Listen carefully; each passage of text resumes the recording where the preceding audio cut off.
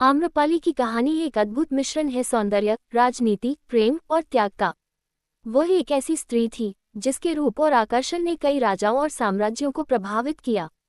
उसकी कहानी में कई मोड़ हैं जो श्रोताओं में सस्पेंस और उत्सुकता बनाए रखते हैं। कहानी की शुरुआत वज्र युद्ध के समय। वैशाली एक महाजनपद था और आम्रपाली एक छोटे से गांव की अत्यंत सुंदर कन्या थी। उसकी सुंदरता की चर्चा चारों ओर फैली थी। एक दिन जब वह वन में आम के पेड़ के नीचे बैठी थी, वैशाली के राजा उसकी सुंदरता से अभिभूत हो गए। राजा ने उसे नगर की नगर वधु घोषित करने का निर्णय लिया ताकि आम्रपाली की सुंदरता और गुणों का कोई एक व्यक्ति स्वामित्व न कर सके। नगर वधु बनते ही आम्रपाली का जीवन बदल गया। अब वह केवल सुंदर नहीं बल्कि समाज की एक महत्वपूर्ण और सम्मानीय हस्ती भी बन गई। राजाओं, व्यापारियों और विद्वानों का उसके पास आना जाना लगा रहता था।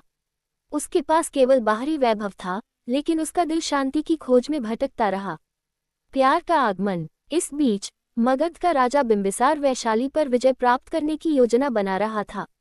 एक दिन वह गुप्त रूप से वैशाली में घुस आया और आम्रपाली से मिला।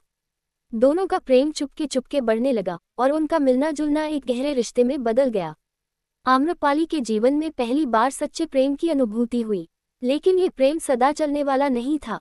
एक दिन आम्रपाली को पता चला कि बिंबिसार ने वैशाली को जीतने के लिए उसके प्रेम का उपयोग किया था।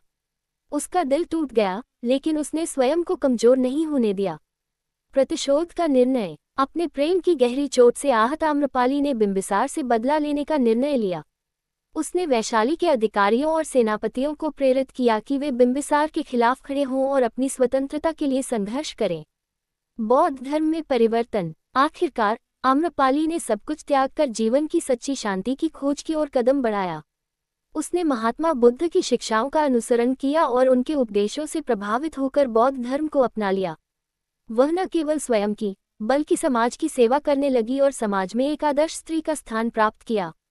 निष्कर्ष। आम्रपाली की यह कहानी प्रेम, संघर्ष और आत्मखोज की अद्भुत यात्रा है। उसका जीवन इस बात का प्रतीक है कि किस प्रकार एक व्यक्ति, चाहे वह समाज में किसी भी स्थिति में हो, सच्चे ज्ञान और शांति की खोज कर सकता है।